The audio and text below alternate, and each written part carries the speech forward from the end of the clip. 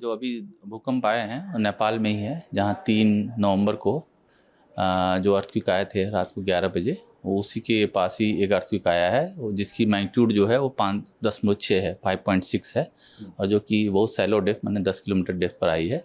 और जो प्रीवियस जो अर्थक्वेक आई थी, जो पिछली अर्थक्वेक आई थी जो 3 नवंबर को, वहाँ से वो नॉर्थ ईस्ट में 20 किलोमीटर है। और ये सेम टेक्टोनिक प्लेट पर आई है, इंडियन प्लेट पर आई है। और आपको पता है कि वहाँ पर इंडियन प्लेट के पास जो मेजर टेक्टोनिक जो एक्टिविटी होती है, और पिछले अगर 3 अक्टूबर से लिया जाए तो ये आफ्टर शॉक ही बोलेंगे, अब तक जो है 14 आफ्टर शॉक आ चुके हैं उस रीजन में। 3 नवंबर के बाद अब तक जो है 14 आफ्टर शॉक आ चुके हैं, जिसकी 72 घंटों में 72 घंटों में कह सकते हैं कि 72 घंटों में ये 14 आफ्टर शॉक आ चुके हैं, जिसमें सबसे बड़ी तीव्रता की जो आफ्टर शॉक आई है 5.6 वो है, जो कि 20 किलोमीटर नॉर्थ ईस्ट है मेन शॉक से। इसके पहले भी इमीडिएट आफ्टर द अर्थक्वेक 4.1 की तीव्रता की अर्थक्वेक आई थी 6.4 के बाद।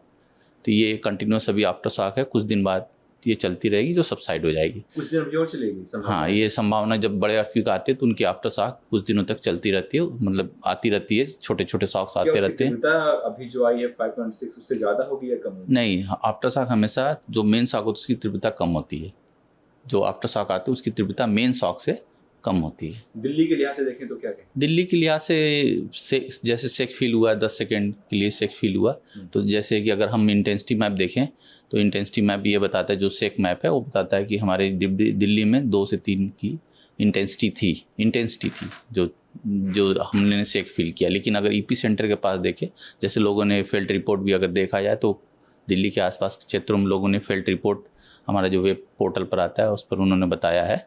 तो अगर इंटेंसिटी देखा है तो जो अभी अर्थक्वेक है उसकी इंटेंसिटी 6 थी नेपाल के आसपास 50 स्क्वायर किलोमीटर में उसकी तीव्रता जो थी, दिल्ली 2 से 3 थी।